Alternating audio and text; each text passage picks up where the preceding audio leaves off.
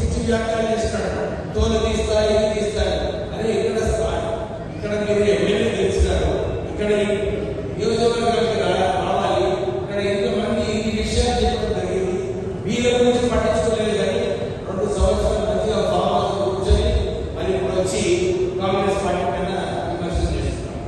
నేను మీరందరూ చూస్తారు జూబ్లీ ఎలక్షన్ కూడా నేను ప్రభాకర్ గారు కానీ ఇద్దరు పక్కన ఇన్ఛార్జ్ అందరూ కూడా అనుకున్నారు గెలుస్తారా లేదా ఏది గుర్తించడం. ఎందుకంటే అక్కడ 12 సంవత్సరాలు టీఆర్ఎస్ అక్కడ ఉండే అని సిటీలో కూడా నా కాంగ్రెస్ పార్టీ ఎక్కువ ఓట్లు రాలేదు. కానీ ఈసారి జూబ్లీ ఎలక్షన్ లో ఎట్లయితే అందరూ కాంగ్రెస్ కార్యకర్తలు చాలా మంది పెద్దల నుంచి కూడా వచ్చి మాకు సహకరించేటట్టు ఆ ఎలక్షన్ అందరి సహకారం వల్ల మనం అక్కడ 25,000 ఓట్లతోని మంచిగా గట్టిగా గెలవడం జరిగింది. ఇది ఒకటి నిదర్శనం అన్నమాట. మన గతంలో కూడా ఈ స్థానాలు సర్పంచ్ ఎలక్షన్ లో మనం గెలిచినాం. దుబ్బాకలో కూడా 56 స్థానాలలో కాంగ్రెస్ పార్టీ గెలిచింది.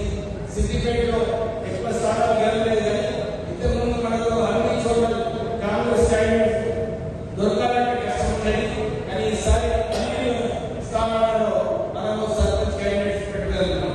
అంటే ఏదైతే మనం ఈ రేవంత్ రెడ్డి గారి ఆధ్వర్యంలో మనం కాంగ్రెస్ పార్టీని బలపరచాలి, కాంగ్రెస్ పార్టీని ముందుకు తీసుకెళ్ళాలి.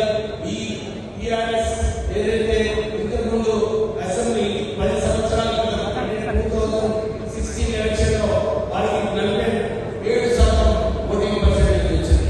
తర్వాత అసెంబ్లీలో 37కి దిగింది. పార్లమెంట్ ఎలక్షన్ లో 17% వచ్చింది.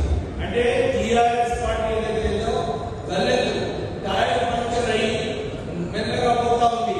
మనందరం కూడా గట్టిగా పనిచేసి ఇట్లనే ఈ సర్పంచ్ ఎలక్షన్ లో మీరు మన ప్రజల దగ్గర ఉండి ప్రజల సమస్యలు మీరు ఏదైతే పరిష్కరించడానికి మీరేదైతే